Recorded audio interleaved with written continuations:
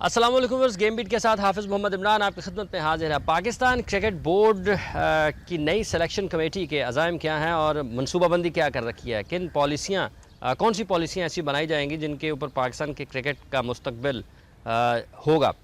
पाकिस्तान की बांग्लादेश के ख़िलाफ़ वनडे सीरीज़ में नाकामी, फिर T20 मैच में नाकामी के बाद सिलेक्शन कमेटी क्या सोच रही है, सईद अजमल का मुस्तकबिल क्या है, उन्हें पाकिस्तान टीम में रहने के लिए क्या करना पड़ेगा, मोहम्मद हफीज़ के बारे में सिलेक्शन कमेटी किस हद तक और कब तक कोई फ़ैसला कर सकती है, सुहेल, तनवीर और उमर गुल बार बार वापस कौमी टीम में क्यों आ जाते हैं और वो कब तक आते रहेंगे, इनके बारे में कब तक कोई हतमी फ़ैसला हो सकता है और क्या इनके मुतबादल तैयार करने के लिए पाकिस्तान क्रिकेट बोर्ड की सिलेक्शन कमेटी के पास कोई ऐसा मजबूत निज़ाम या मजबूत पॉलिसी, ठोस पॉलिसी मौजूद है कि इनके बेहतर मुतबादल आ सकते हैं सामने। पाकिस्तान क्रिकेट टीम की बांग्लादेश के ख़िलाफ़ नाकामी की वजह क्या है? अहमद शहजाद और उमर अकमल को ड्रॉप करने की वजह क्या सिर्फ उनका क्रिकेटिंग डिसिप्लिन है या फिर अहमद शहजाद और उमर अकमल को किसी और वजह से ड्रॉप किया गया है? पाकिस्तान क्रिकेट बोर्ड की सिलेक्शन कमेटी किस हद तक निचली सतह पर खिलाड़ियों के इंतखाब में अपना किरदार अदा करेगी और किस हद तक ये आज़ाद और ख़ुद मुख्तार है, अपने फ़ैसले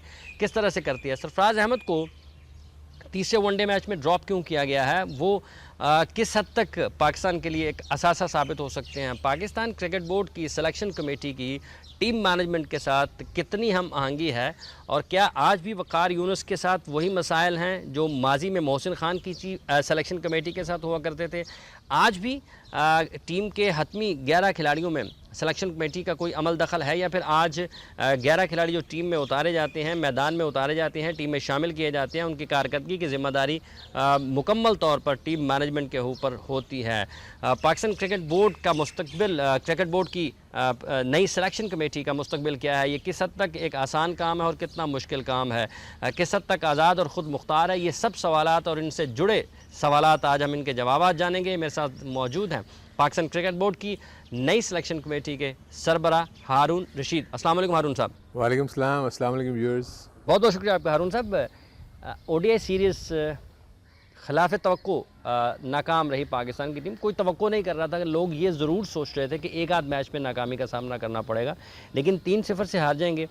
ये एक आम क्रिकेट देखने वाले की तरह आप के लिए भी एक हैरान कुन है और आप तवक्को नहीं कर रहे होंगे यकीनन इसकी। देखिए, बिल्कुल जैसे हमारी आवाम मायूस है, क्रिकेट के शायकीन मायूस हैं, इसी तरह हम भी ऑब्वियसली जब सिलेक्शन कमेटी अपने टीम अनाउंस करके भेज देती थी वो भी एक शायकीन की तरह बैठ कर ही मैच देखते हैं। जिस तरह हमारे अवाम को अफसोस होता है, इसी तरह हमें भी अफसोस होता है, क्योंकि पाकिस्तान की टीम अगर अच्छा ना करे तो उसका हमें भी बहुत ज़्यादा अफसोस है। और ये वाकई आपने सही कहा कि हम ये एक्सपेक्ट नहीं कर रहे थे कि मैचेस जो हैं वो हम इस तरीके से और बुरी तरीके से हारेंगे। हाँ, ये ज़रूर था कि हमें एक्सपेक्टेशंस थी कि मुकाबला अच्छा होगा, क्लोज़ होगा और हम क्लोज़ मैचेस में हो सकता है 1-2 मैच हार जाएं, कुछ मैचेस हम जीतें।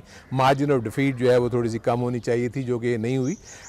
दूसरी तरफ अगर मैं उसको टेक्निकल एस्पेक्ट से देखता हूँ तो आई थिंक जो बांग्लादेश की टीम है वो for the last 3-4 years 5 years एक सेटल टीम के तौर पर उभर के सामने आई थी और उनके साथ साथ वर्ल्ड कप में उनकी कारकर्दगी बहुत अच्छी थी। वर्ल्ड कप के बाद पाकिस्तान के तकरीबन जो मेन कंट्रीब्यूटर्स थे, पाकिस्तान को जीत में जो अहम किरदार अदा करते थे, वो तमाम के तमाम गायब हो गए। उसमें मिसबाह उल हक थे जो कि आपकी बैटिंग का मेन स्टे थे, शाहिद आफरीदी जो बहुत आउटस्टैंडिंग परफॉर्मर्स थे वनडे के, सईद अजमल जो कि आपके मैच विनर थे, हफीज़ जिनको बॉलिंग एक्शन की वजह से बाहर हो गए, और उसके साथ साथ फिर आप यूनुस खान जो है, ऑब्वियसली हमने उसको फिलहाल वनडे के पॉइंट ऑफ व्यू से अभी नहीं कंसिडर किया, कि हमने कहा कि आगे उनको देखेंगे, पहले हम यंग लड़कों को करें। तो इस सारी चीज़ों को सामने रखते हुए हमें ये एक्सपेक्टेशंस थी कि मैचेस थोड़े टफ होंगे, हमें थोड़ा मुश्किल होगा। तो ओवरऑल अगर आप देखें तो टेक्निकल एतबार से मैं ये फील करता हूँ कि हमारी टीम इतनी मजबूत नहीं थी इन टर्म्स ऑफ बॉलिंग, क्योंकि हम ये एक्सपेक्ट कर रहे थे कि हमारी बॉलिंग, जिसमें फास्ट बॉलर्स ख़ास तौर पर ऐसा लग रहा था कि ऑस्ट्रेलिया में जितनी अच्छी परफॉर्मेंस करके आए थे वो कुछ डिलीवर करेंगे। बट वहाँ मैं ये कहूँगा कि क्रेडिट हमें ज़रूर बांग्लादेश की टीम को भी देना चाहिए और अपनी कोताहियों पे जो हमने गलतियां की हैं, हमारे जो भी प्लेयर्स हैं, चाहे वो बॉलर्स हों, बैट्समैन हों, उनको ज़रूर सोचना पड़ेगा कि अगर उन्होंने अपने आगे जगह बनानी है तो मुसलसल जो परफॉर्मेंस है वो बहुत ज़रूरी है। हारून साहब, टीम हारी, ख़राब खेली या सिलेक्शन ख़राब हुई? सिलेक्शन के पॉइंट ऑफ व्यू से मैं तो आपसे यही पूछूंगा कि आप क्या एक्सपेक्ट कर रहे थे कि सिलेक्शन कैसे ख़राब हुई। आपका जो बेस्ट अवेलेबल लॉट था आपके मुल्क में, जो परफॉर्म कर रहा था डोमेस्टिक की सतह पर, कोशिश की गई कि उन डोमेस्टिक प्लेयर्स को जिन्होंने परफॉर्म किया है, क्योंकि आपके इसमें मैं आपको थोड़ा सा बैकग्राउंड ये दूंगा कि आपके पास 3 फॉर्मेट्स हैं। वन इज़ टेस्ट क्रिकेट, दूसरी वनडे की क्रिकेट है, तीसरी T20 क्रिकेट है। जब हमने हर जगह चीज़ का जायज़ा लिया तो वनडे क्रिकेट में आपके पास 4 साल का अरसा है, बिकॉज अगला वर्ल्ड कप जो है वो 4 साल के बाद है। उसमें आपके पास गुंजाइश मौजूद थी कि आप टीम में तब्दीलियां करके नए लड़कों को डाल के उनको ग्रूम कर सकते हैं फॉर फ्यूचर। T20 का कॉन्सेप्ट ये था कि क्योंकि 6 से 7 महीने के बाद वर्ल्ड कप होने वाला है और उनकी टीम में भी बहुत ज़्यादा तब्दीलियां जो हैं उसमें उसकी गुंजाइश नहीं थी। फिर टेस्ट मैच आपकी एक स्टेबल टीम थी, जैसे कि आप देख रहे हैं आज जो मैच हुआ उसमें पाकिस्तान की टीम इतना बुरा कारकर्दगी नहीं दिखा रही, क्योंकि उसमें वहाँ पर वो सीनियर प्लेयर भी मौजूद हैं और जो नई इंडक्शन है वो भी वहाँ पर मौजूद है। तो बेसिकली हमें जो फिक्र थी वो वनडे की थी, और वनडे में और साथ साथ हम T20, मैं नहीं समझता कि T20 को मैं इस तरह हारना चाहिए था जैसे हम हारे, लेकिन वनडे में एक्सपेक्टेड था कि हम थोड़ा सा मुश्किल में आएंगे, क्योंकि आपके जो मेन, जैसे मैंने पहले जिक्र किया कि वो बॉलर्स जो आपको मैचेस जिता रहे थे वो अवेलेबल नहीं थे। इस वजह से ये जो सिलसिला हुआ ये सारा ऐसे हुआ। तो सिलेक्शन के पॉइंट ऑफ व्यू जो आप कह रहे हैं, मैं समझता हूँ कि जो बेस्ट अवेलेबल लॉट था, 15 बेस्ट जो कंट्री में मौजूद थे उनको भेजा गया था। जो बेहतरीन खिलाड़ी थे उनका इंतखाब हुआ, लेकिन फिर भी आपको जो परेशानी थी सिलेक्शन कमेटी को वो ODIs में थी, परेशानी फिर दुरुस्त साबित हुई। हम जी बिल्कुल दुरुस्त साबित हुई, लेकिन मैं ये कहने का मकसद मेरा सिर्फ ये है कि क्लोज कॉन्टेस्ट की एक्सपेक्टेशंस थी, जो कि नहीं हुआ। मैचेस का हारना जीतना, देखिए हर टीम के साथ प्रॉब्लम्स, एक साइकिल आता है जिसमें आप एक वक्त में जब आपके पास अच्छे ज़्यादा प्लेयर्स होते हैं जो कि मैच विनर्स होते हैं तो आपकी टीम जीतना शुरू कर देती है। इस वक्त जैसे आप ऑस्ट्रेलिया को देख रहे हैं या इंडिया को देख रहे हैं, आप देखेंगे इंग्लैंड का भी वर्ल्ड कप के बाद बहुत बुरा हाल हुआ है कि वो क्वार्टर फाइनल में भी क्वालिफाई नहीं कर दी।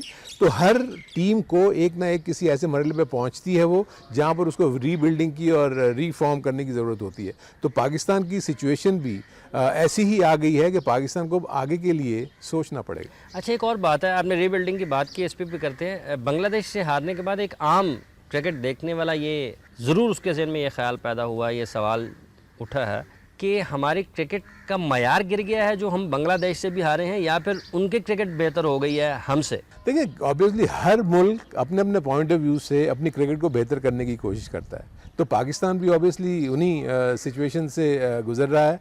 और दूसरी चीज़ ये है कि बांग्लादेश और दूसरी कंट्रीज़ को सबसे बड़ा एडवांटेज ये है कि उनके यहाँ किसी किस्म की रुकावट नहीं है in terms of visit of the international teams. Pakistan के पास सबसे बड़ा प्रॉब्लम यह है कि पाकिस्तान की सिवाय डोमेस्टिक क्रिकेट के और कोई ऐसे एवेन्यूज़ अवेलेबल नहीं है जहाँ पर हम पाकिस्तान के यंग लड़कों को एक्सपोजर दे सकें एट द इंटरनेशनल लेवल, क्योंकि बाहर की टीमें जो हैं हमारे मुल्क में नहीं आती। जब तक वो बाहर के मुल्क की टीमें हमारे पास नहीं आएंगी तो अपने यंगस्टर को कैसे एक्सपोज करेंगे। उसका रीज़न ये कि ख़ास तौर पर जब जूनियर लेवल के ऊपर टूर्स होते हैं, चाहे वो अंडर 19 हो या A लेवल के टूर्स हों, उसमें सिर्फ सिलसिला ये होता है कि रेसिप्रोकल बेसिस पे होता है, यानी हम आएंगे और फिर आप हमें उसका रिटर्न विजिट पे करेंगे। ठीक है। अब मसला ये है कि हम अगर जाते हैं बाहर के ममालिक में तो वो कहते हैं जी हम कहाँ आएंगे आपके पास, आपकी कंडीशंस, आपके मुल्क में लॉ एंड ऑर्डर की सिचुएशन ऐसी है कि हम ये नहीं आ सकती, ये ग्राउंड रियलिटी है।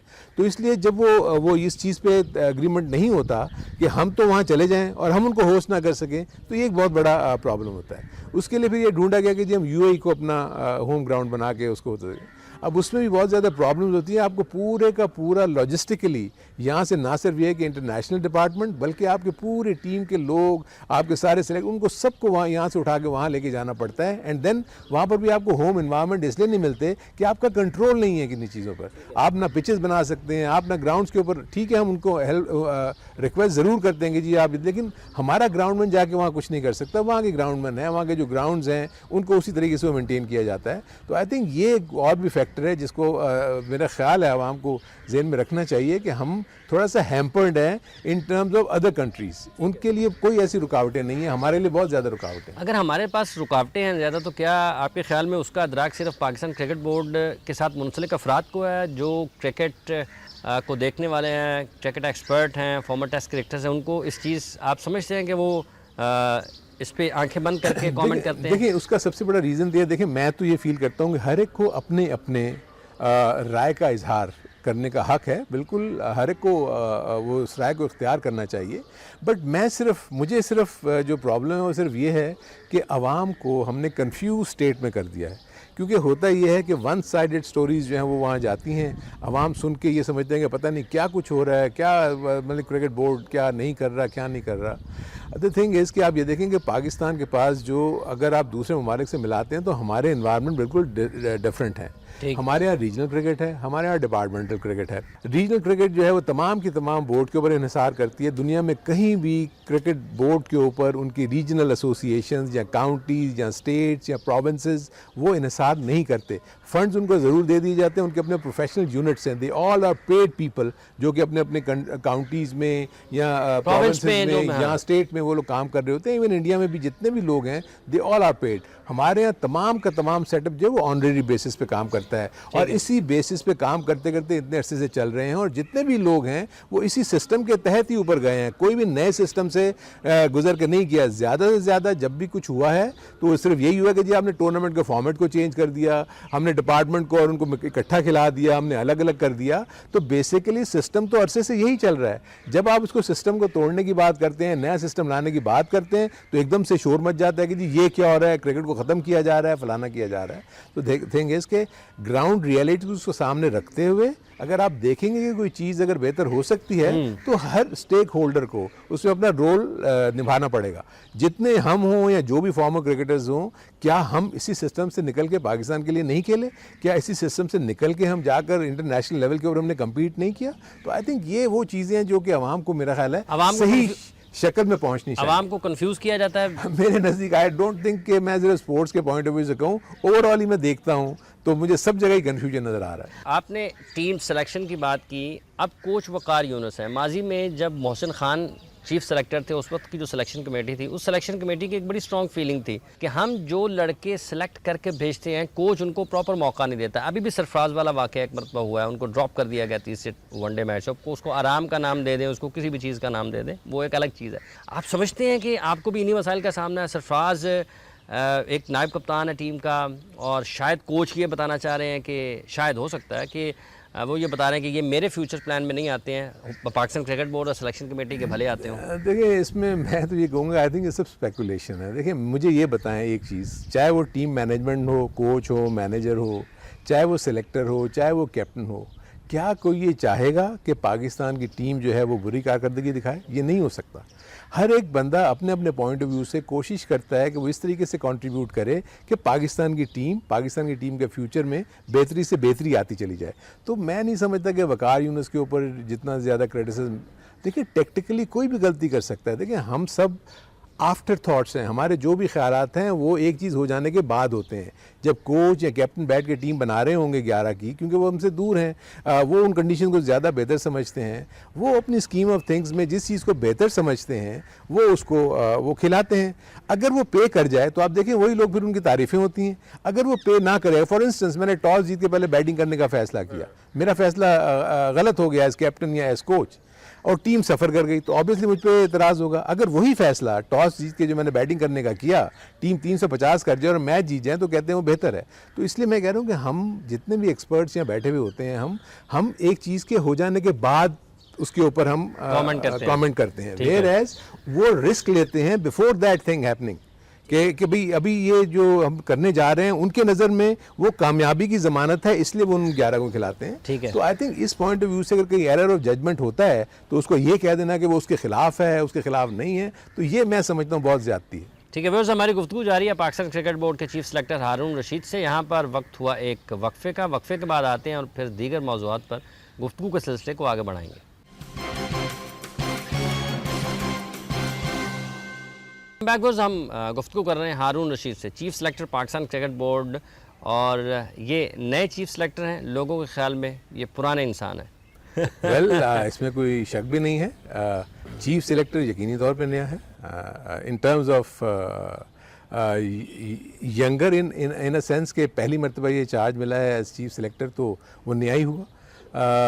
क्रिकेट के लिए जो भी कंट्रीब्यूशन है या जो भी खिदमात अंजाम दे रहा हूँ वो ऑब्वियसली काफ़ी अरसे से हो रही हैं और अल्लाह ताला का फ़ज़ल है कि उनके रिज़ल्ट्स भी लोगों को सामने नज़र आते हैं। तो इसको एक चैलेंज के तौर पे लिया है। आपने सेक्रीफाइस किया है एक बड़ा अहम बड़ा अहम ओहदा और बड़ा अहम शोबा। आप ठीक कह रहे हैं इस पॉइंट ऑफ व्यू से। देखें, द थिंग इज़ हर एक बंदे को ना थोड़ा सा अपने पॉइंट ऑफ व्यू से वो सोचता है कि मैं क्या चीज़ ऐसी कर सकता हूँ कि जो पाकिस्तान की टीम के लिए बेहतर से बेहतर साबित हो। तो मैंने इस चीज़ को, जब ये ऑफ़र मुझे हुई, ऑब्वियसली मैंने तो नहीं ऑप्ट किया, जब ऑफ़र हुई तो जनरली लोगों का ख्याल ये था कि मैं रिफ्यूज़ कर दूँगा। इवन कि मेरी फैमिली का भी ख्याल था कि मैं रिफ्यूज़ कर दूँगा।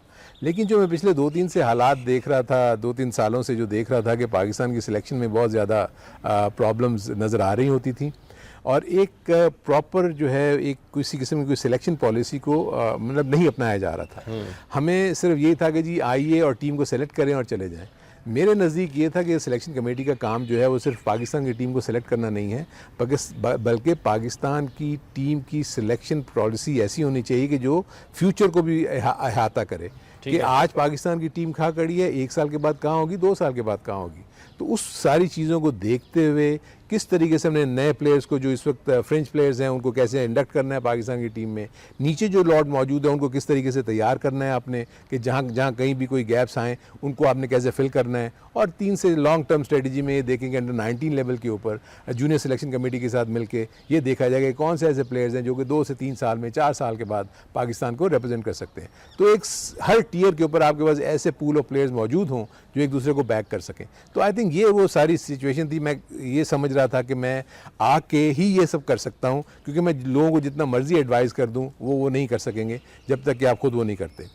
मुझे उम्मीद है, हिकअप्स हमेशा आते हैं। देखें, ये कभी भी नहीं होता कि आप कोई चीज़ शुरू करें, कोई भी आप प्लान शुरू करें तो एकदम उसके रिजल्ट्स आने शुरू हो जाए, वक्त लगता है। हाँ, अब यह है कि क्रिकेट बोर्ड के पास कितना हौसला है और कितना उनके पास वक्त है कि वो अगर ये समझते हैं कि मैं अगर ठीक काम कर रहा हूँ तो वो मुझे चलने देंगे। अगर इस किस्म की 2-4 डिफीट्स और हुई, प्रेशर बढ़ता चला गया तो लोगों के ज़हनों में ये आता जी कि फ़ौरन निकाल दें इसको, ये कर दें। लेकिन निकालने से भी कोई मसले के हल जो हैं वो अगर हल हो जाते होते तो ऑलरेडी मेरा ख्याल है इतने सेलेक्टर्स चेंज हो गए हैं, चीज़ें बेहतर हो गई होती। आपको एक सिस्टम देना है, कोशिश कर रहा हूँ एक सिस्टम देने की। जब वो 1 आध साल जब ये सिलसिला चल पड़ेगा और इंशाल्लाह मुझे उम्मीद है कि पाकिस्तानी टीम की हालत इतनी बुरी नहीं रहेगी।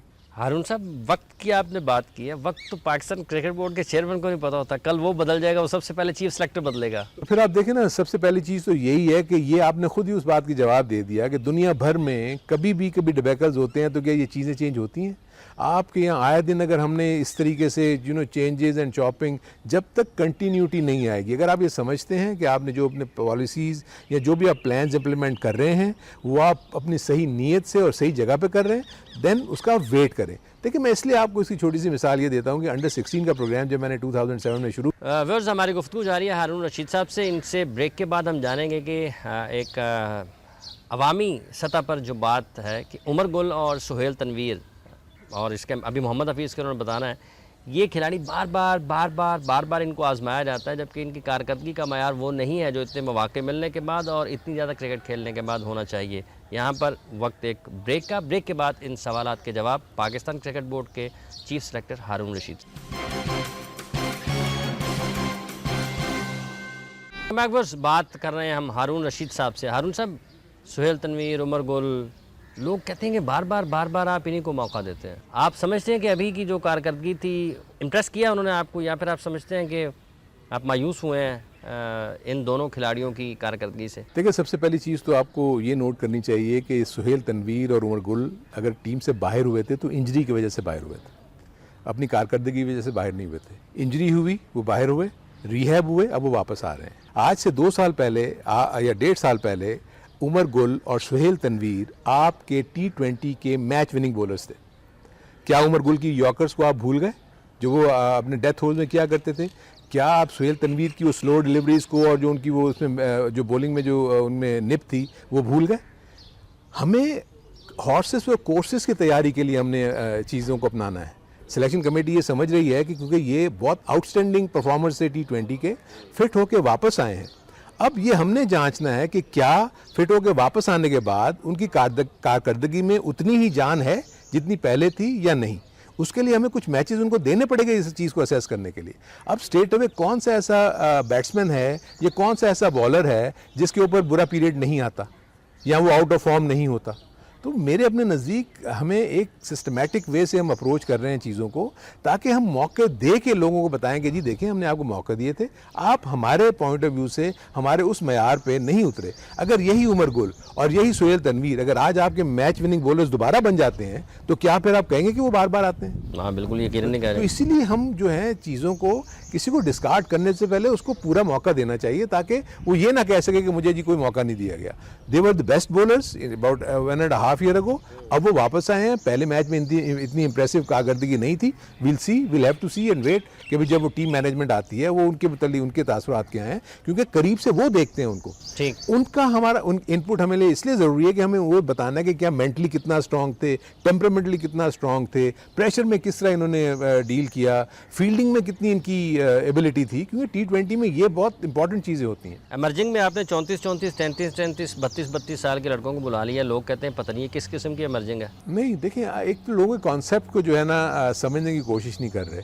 मसला ये होता है कि जब आप फर्स्ट क्लास के परफॉर्मर्स को आप नहीं बुलाते तो कहते हैं जी उनको नहीं बुलाया गया। आपने उनको हैं, 18 में जब हम क्यों नहीं जब उनको बुलाते हैं तो कहते हैं क्यों बुलाया गया। चीफ सेलेक्टर ग्रेड 2 का मैच देखने जाता है वहाँ फाइनल, कहते हैं कि लो जी ये तो ग्रेड 2 का मैच देखने आ गए। जब सेलेक्टर्स देखने नहीं जाते थे तो कहते थे देखने नहीं आते। तो मुझे तो समझ नहीं आता कि हम किस करवट बैठे। अगर कोई चीज़ हम ठीक करने जा रहे हैं और अगर उसमें हम ये सारी चीज़ें कर रहे हैं, देखें आज तक कभी डोमेस्टिक क्रिकेट के परफॉर्मर्स को इस तरीके से बुलाकर उनको असेस नहीं किया गया। मसला ये है कि जो भी लोग में आते हैं फिर वो एक सवाल ये पैदा होता जो है। हमारी स्कीम ऑफ थिंग्स में देखिए, इमर्जिंग का मकसद ये होता है कि आपके पास ऐसे प्लेयर जो यंग भी मौजूद हैं, क्योंकि मैंने आपको अभी 3 टीयर्स बताए ना, short term, long term and medium term. हमको उनको मिक्स एंड मैच करना है ना। तो जहां हम फील करते हैं कि यहाँ कई लड़के ऐसे मौजूद हो सकते हैं जो हमारे शॉर्ट टर्म गोल में काम आ सकें, मे भी हमें कोई ऐसा अच्छा ऑलराउंडर मिल जाए, मे भी वो 29-30 साल का हो, हम समझे कि नहीं इसकी ज़रूरत है अभी शॉर्ट टर्म में, क्योंकि वर्ल्ड कप T20 का सामने आ रहा है, मे भी हम उसको कॉल कर सकें। इसमें लोग कंफ्यूज हो रहे हैं इमर्जिंग प्लेयर से। इमर्जिंग में ज़्यादातर यंग प्लेयर्स ही होंगे, बट जहां फील करते हैं कि ऐसे 1-2 प्लेयर्स मौजूद हैं जिनको हम समझते हैं कि हमें आगे काम आ सकते हैं विद इन नेक्स्ट 6-7 मंथ्स या 8 मंथ्स, तो उनको हम इंक्लूड करेंगे। ये तो हमारा स्वाबदेद है। इमर्जिंग प्लेयर्स का मतलब ये थोड़ी कि हमने कोई कट ऑफ करके और उसको हमने खत्म कर दिया। अब मैं आपको बताऊं, देखिए मसला ये है कि आप देखें कि आपको बेंचमार्क्स बनाने हैं ना, आपको अपने डोमेस्टिक क्रिकेट की फिटनेस के बेंचमार्क्स ही नहीं पता, आपके प्लेयर्स का पता ही नहीं है कि वो कहाँ खड़े हैं। इसलिए इनको बुलाने का मकसद ये है कि इर्रिस्पेक्ट ऑफ दियर एज परफॉर्म उन्होंने किया हुआ है, उनको बुला के हम असेस करते हैं, हम उनको देखते हैं कि इनके डोमेस्टिक लेवल के जो फिटनेस के बेंचमार्क्स हैं ये कहाँ खड़े हैं, और फिर हम उनको मैच करेंगे इंटरनेशनल जो बेंचमार्क्स है जिसकी रिक्वायरमेंट है, इनको वहाँ मीट करना है, वहाँ से कितनी दूर खड़े हैं। तो हमारी स्कीम ऑफ थिंग्स में अगर ये हम वो मीट कर रहे होंगे तो obviously they will be considered, अगर वो नहीं मीट कर रहे होंगे they will not be considered. आपने दूसरा, लेकिन फिर सवाल ये पैदा होता है कि अगर वो अच्छे खिलाड़ी थे जिनको आपने अभी इमर्जिंग में कैंप में कॉल किया है, नईमुद्दीन ने बड़े रन्स किए, टूर्नामेंट जो होता है एक रोज़ा वो नहीं खेले, इसी तरह से आउट किए नजफ शाह ने, उनको आपने इसी कैंप में कॉल किया है, फिर इनको आपने ए टीम में शामिल क्यों नहीं किया? देखिए इसलिए कि दूसरे जो कंपेटिटर्स थे वो इनसे बेहतर थे। ठीक है। इसलिए कि देखिए होता ये है कि मैं आपको अभी भी बताऊं कि ज़रूरी नहीं है 400 प्लेयर जो है वो फर्स्ट क्लास क्रिकेट खेल रहा है, 15 ने सेलेक्ट होना है, चाहे वो ए टीम हो, चाहे वो सीनियर टीम हो या अंडर 19 की टीम हो। तो 15 में अच्छे लड़के भी आएंगे और अच्छे लड़के कुछ बाहर भी होंगे, क्योंकि वो जो स्ट्रैटेजी बनी हुई होती है उसको अगर वो फुलफिल कर रहे हैं तो वो लड़का उस 15 में आएगा। अगर बावजूद अच्छा होने के वो बाहर भी रह सकता है, ये तो हर क्रिकेटर को पता है। क्या हम टीमों से ड्रॉप नहीं हुए, या जो जिस वक्त जो लोग बैठे हुए हैं वो टीमों से ड्रॉप नहीं हुए, जो ये जो बातें कर रहे हैं वो खुद भी इन तमाम मराइल से गुजरे हुए हैं। लेकिन कम से कम हम इस एक्सरसाइज से हमें पता लग जाएगा कि जो डोमेस्टिक के परफॉर्मर्स हैं वो फिटनेस के एतबार से कहाँ पर खड़े हैं। अच्छा, और उनको कहाँ हमने लेके जाना है आगे। सवाल ये है कि पाकिस्तान क्रिकेट बोर्ड उस शख्स को चीफ सेलेक्टर बनाता है जो फ्लेक्सिबल हो और आसानी से बात मान जाए। आप बात मनवाते हैं या फिर बात मान जाते हैं? किसकी बात मानेंगे? मतलब किस किस्म की बात मानेंगे? जो भी, अगर सिलेक्शन का कोई प्रोसेस है, कोई गेम डेवलपमेंट का प्रोसेस है, किसी भी मामले में अगर कोई सियासी दबाव आते हैं चेयरमैन के ऊपर। देखिए एक चीज़ तो मैं आपको ये क्लियर कर दूंगे, बेचारे वो मतलब आपके चेयरमैन या आपके जो भी टॉप हायरार्की है वो तो सिलेक्शन के प्रोसेस में हिस्सा ही नहीं लेते, तो वो हमें क्या बताएंगे? ये तो हम उन्हें बताते हैं। एक्चुअली तो सिलेक्शन कमेटी अपनी टीम को सिलेक्ट करके लेके जाती है उनसे अप्रूवल लेने के लिए, वो तो हमें नहीं कहते कि किसको आपने सिलेक्ट करना है। ठीक। तो मेरे नज़दीक तो ये जो आपने बात करना फ्लेक्सिबल ये होता है कि आपने बैठ के डिस्कशन कर रहे हैं, टीम मैनेजमेंट भी बैठी हुई है, आपकी सिलेक्शन कमेटी बैठी हुई है, ऑब्वियसली वहाँ बहुत हीटेड आर्गूमेंट्स होते हैं, डिस्कशंस होती हैं कि यार ये हम समझते हैं ये बेहतर है, ये बेहतर है, ये बेहतर है। उसके बाद जब सबकी राय लेने के बाद आप एक मुतफ़क्का फैसले पर पहुँचते हैं और फिर उसको आप ओन करते हैं। अब ये भी कॉन्सेप्ट मेरा ख्याल ख़त्म हो जाना चाहिए कि जी सिलेक्शन कमेटी की जिम्मेदारी क्या है, टीम मैनेजमेंट की जिम्मेदारी क्या है, कप्तान की जिम्मेदारी क्या है। तीनों का गोल एक है, कॉमन गोल ये है कि पाकिस्तान की टीम बेहतर करे, पाकिस्तान की टीम का मुस्तकबिल जो है वो बेहतर हो, पाकिस्तान की टीम कामयाबी की तरफ दोबारा गामजन हो। बेसिकली ये कॉमन गोल है, इसमें हर एक ने चिप इन करना है, हर एक ने कंट्रीब्यूट करना है सही नीयत के साथ। टॉप मैनेजमेंट आपको बैक कर रही है कि आप जो भी अच्छा काम करेंगे हमारी तमाम की तमाम बैकिंग आपके साथ है। तो इसमें ये जो फ्लेक्सिबिलिटी और ये मानना या ना मानना, आप किसी भी टीम की मीटिंग में जब बैठे हुए होते हैं तो आप सब उसमें चिप इन करते हैं और उसके बाद किसी नतीजे पे पहुंचते हैं। बांग्लादेश के खिलाफ सीरीज़ के बाद कुछ तब्दीलियाँ हो सकती हैं? आई थिंक बहुत अर्ली है। देखिए मैंने वही कहा ना, अभी तो हम एक जो और भी फ़र्क हुआ वो ये था कि देखें पहले सिलेक्शन कमेटी के जो चेयरमैन थे वो टीम का पार्ट होते थे, वो साथ जा रहे होते थे, उनका भी अमल दखल 11 के बनाने में होता था। इस सिलेक्शन कमेटी ने इसमें 11 के बनाने में अमल दखल नहीं है। हमने वो 15 खिलाड़ी उनको दे रहे हैं सिलेक्शन कमेटी जो हम समझते हैं कि वो 11 में आ सकते हैं। अब 11 में कौन आता है ये टीम मैनेजमेंट खुद फैसला कर रही है। तो इसलिए अब ये भी आर्गूमेंट ख़त्म हो गया कि जी हमें तो प्रेशराइज किया जाता था। तो इसलिए अब जब वो आएगी टीम मैनेजमेंट, उसके साथ बैठ के जो हमने अब हमने सोचा है कि हर टूर के बाद सिलेक्शन कमेटी टीम मैनेजमेंट के साथ बैठेगी, डिस्कस करेगी, रिव्यू करेगी उस सिचुएशन, उस सारी सीरीज़ को जो खेल के आए हैं कि कहाँ कहाँ गलतियाँ हुई, कहाँ उनको ज़रूरत है नए खून की, या कहाँ वो समझते हैं उनको एक्सपीरियंस बंदे की ज़रूरत है। तो ये एस्पेक्ट्स जो हैं जब वो आएंगे तो ये सारे डिस्कस होंगे। अभी फिर हम प्री मैच्योर बातें कर रहे हैं, अभी तो सीरीज़ ख़त्म नहीं हुई। सीरीज़ ख़त्म होकर जब वापस आएंगे उनकी इनपुट, उनकी रिपोर्ट हमें जब मिलेगी, सिलेक्शन कमेटी बैठ के उसको देखेगी एंड देन वील डिसाइड के व्हाट टू डू। अच्छा, आपने भी एक 3 टर्म्स का जिक्र किया है जिसमें एक शॉर्ट टर्म है, एक लॉन्ग टर्म है और एक और टर्म आपने मीडियम टर्म। हाँ, मीडियम टर्म। ये जो शॉर्ट टर्म में कुछ फैसले आपने इस टूर के लिए किए, उनसे आप समझते हैं कि आपने वो नताइज लिए हैं? जी बिल्कुल, मैं तो बहुत सेटिस्फाइड हूँ, इसलिए कि जो हमने नए लड़के को इंडक्ट किया है उसने अपना थोड़ा सा कंट्रीब्यूशन जो है वो शो किया है, चाहे वो समी असलम हो, चाहे वो साद नसीम हो, चाहे वो रिजवान हो। तो आई थिंक ये हौसला अफजा बात है। ऑब्वियसली इन्हें थोड़ा सा मेच्योर होने में वक्त लगेगा। ये एक आध इनिंग में अच्छा करेंगे, एक दो इनिंग में फेल होंगे, एक दो इनिंग में फिर अच्छा करेंगे, फेल होंगे। जब इनको मेच्योरिटी का लेवल आ जाएगा, इनको ये चीज़ की आदत हो जाएगी कि हमें हमारा रोल क्या है टीम में और हमारी कंट्रीब्यूशन क्या होनी चाहिए to remain there in the Pakistan team. देखिए कंसिस्टेंट परफॉर्मेंस हर उस प्लेयर के लिए बहुत ज़रूरी है जिसने पाकिस्तान की टीम में रहना है। ऑन एंड ऑफ जो है वो आई थिंक वो नहीं रहेगी। नया director game development Pakistan cricket board ने लगाना है और वो उम्मीद वासिक है कि वो क्रिकेटर नहीं होगा। आप समझते हैं कि एक क्रिकेटर को ही गेम डेवलपमेंट का डायरेक्टर होना चाहिए, या आप समझते हैं कि एक एडमिनिस्ट्रेटिव अच्छा हो वो भी चला सकता है? अब तो देखिए ये तो मेरे अपने नज़दीक ये पॉलिसी डिसीजन है कि वो क्या अंदाज में सोच रहे हैं। मुझे तो नहीं पता कि कौन से, क्योंकि जब मैंने ये चीज़ मुझे बता दिया गया था कि आप अब ये गेम डेवलपमेंट में नहीं रहेंगे। ऑब्वियसली जब मैं पूरा का पूरा कॉन्सेंट्रेट या जो मैं चीज़ है वो मैं सिलेक्शन पे करूँगा, इसीलिए मैंने अपना ऑफिस सेक्रेटेरिएट भी फर्स्ट टाइम सिलेक्शन कमेटी का बनेगा जिसमें हमने डेटाबेस और सारा कुछ इकट्ठा करना है। लेकिन आई वुड से कि क्या मेरे नज़दीक कोई ऐसा डिसीजन कोई लेगा कि जिससे क्रिकेट जो है वो इफेक्ट हो? आई डोंट थिंक सो। कोई भी जो भी डिसीजन लिया जाएगा वो सोच समझ के ही लिया जाएगा और पाकिस्तानी क्रिकेट की बेहतरी के लिए लिया जाएगा। फर्स्ट क्लास का नया फॉर्मेट फिर इंट्रोड्यूस किया जाएगा आपके ख्याल में? इंट्रोड्यूस नहीं, देखें मसला ये है कि टीमें बहुत ज़्यादा हैं, 26 टीमें खेल रही हैं, आपने उनको रिड्यूस कैसे करना है? आई थिंक इसके ऊपर सोच रहे हैं कि जितना आप रिड्यूस करेंगे आपके क्वालिटी ऊपर आएगी, आपको तमाम फैसिलिटीज़ उनको प्रोवाइड करने में आसानी होगी, चाहे वो क्रिकेट बॉल्स हों, चाहे वो क्रिकेट के पिचेज़ हों, चाहे अंपायर्स हों, चाहे जितने भी उसके साथ आप चीज़ें उसके साथ मुंसलिक कर लें। तो मैं ये फील करता हूँ कि टीमें जब कम होती रही, ग्रेजुअल प्रोसेस है ये, आहिस्ता आहिस्ता ये टीमों को कम करेंगे। जब टीम कम होती जाएंगी तो क्वालिटी मुझे उम्मीद है कि इंशाल्लाह उभरती रहेगी। दूसरी तरफ ए टीम के टूर्स अगर होना शुरू हो जाएंगे, अंडर 19 के टूर्स होना शुरू हो जाएंगे और अल्लाह करे कि बाहर की टीमें आना शुरू हो जाएं।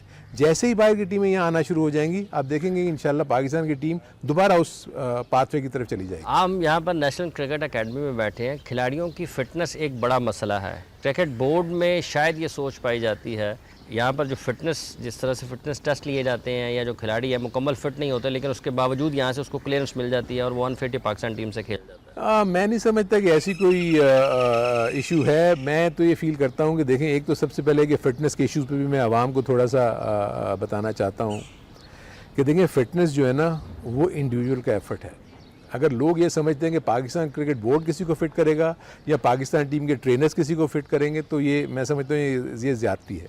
वो उनको प्रोवाइड करते हैं गाइडलाइंस ये है कि मैं एक प्रोफेशनल क्रिकेटर हूँ, मुझे पता है कि मेरी जो फिटनेस की रिक्वायरमेंट है वो क्या है। मेरे पास पूरा चार्ट मौजूद है कि एक ट्रेनर ने मुझे दिया हुआ है कि ये चीज़ें मुझे डेली बेसिस पे, वीकली बेसिस पे, मंथली बेसिस पे करनी है। अगर उस चार्ट के साथ मैं अपने आप के साथ इंसाफ नहीं कर रहा तो ये मेरी ज़्यादती है। ठीक है। As a professional cricketer fitness की जिम्मेदारी इंडिविजुअल की है, इसलिए तमाम क्रिकेटर्स को चाहिए कि वो अपनी फिटनेस के ऊपर खुद काम करें और रिपोर्ट बैक करें जो भी आपके चाहे वो ट्रेनर्स हों, चाहे रीजनल हों, चाहे वो नेशनल लेवल के हों या NCA के हों। सबसे पहली बात तो ये। दूसरा, बावजूद फिट होने के भी इस बात की कोई ज़मानत नहीं है कि आप अनफिट नहीं होंगे। दुनिया भर की आप क्रिकेट टीम्स में देख लें, इस वर्ल्ड कप में सारी टीमें ही अफेक्ट हुई हैं थ्रू इंजरी। ऐसा नहीं होगा कि कोई जो कि इतनी अच्छी फिटनेस रिजीम्स लेके चलते हैं वो भी अनफिट हुए हैं। ठीक। तो हमेशा स्पोर्ट्स में चोली दामन का साथ रहता है। फिटनेस आप का बड़े आपका टेनिस प्लेयर नडाल कितनी दफ़ा साल बाहर है, डेल बोक्टो अभी तक फिट होकर वापस नहीं आया, उसकी रिस्ट का प्रॉब्लम है। जोकोविच जो है वो कितनी दफ़ा बाहर गया, शरापोवा कितनी दफ़ा बाहर गई। तो ये स्पोर्ट्समैन के साथ पार्ट एंड पार्सल है कि आप खेलेंगे, अनफिट भी होंगे, वापस भी आएंगे, लेकिन मेंटेन करना बहुत ज़रूरी है और वो इंडिविजुअल की रिस्पॉन्सिबिलिटी है। अहमद शहजाद अगर डिसिप्लिन पर पाबंद नहीं होते तो फिर वो T20 में क्यों सेलेक्ट हो जाते हैं? देखिए, एक तो ये भी कॉन्सेप्ट में मेरा ख्याल है बहुत ज़्यादा मैं इसको एक्सप्लेन कर चुका हूँ कि हमने दो फॉर्मेट में से दोनों को एक बड़ी स्ट्रांग रिपोर्ट के ऊपर एटीट्यूड के पॉइंट ऑफ व्यू से एक मैसेज कन्वे करने के लिए टेस्ट मैच और वनडे क्रिकेट से हमने अहमद शहजाद को ड्रॉप किया था, उमर अकमल को हमने वनडे क्रिकेट और T20 से ड्रॉप किया था। इसका मतलब ये नहीं है कि क्रिकेट उनके लिए सारी की सारी ख़त्म हो गई और ये बात है कि जी उसको T20 में क्यों रखा। दो फॉर्मेट का हमने था कि दो फॉर्मेट की पेनल्टी होगी तो they will realise, but I don't think so. वो भी प्रोफेशनल क्रिकेटर हैं, उनको भी पता हो जाना चाहिए कि हमें टीम का पार्ट बनने के लिए हमारे लिए क्या रिक्वायरमेंट है, जो टीम मैनेजमेंट या पाकिस्तान का जो क्रिकेट बोर्ड है या पाकिस्तान के जो शायकीन है वो एक्सपेक्ट करते हैं। क्या एक्सपेक्ट करते हैं? गुड परफॉर्मेंस, ऐसी परफॉर्मेंस जो पाकिस्तान की टीम की जीत का जामिन बने। सेल्फ इंडिविजुअल कि मैंने 50 कर लिया या मैंने 5 आउट कर लिए, वो चीज़ आपके टीम इंटरेस्ट में नहीं है।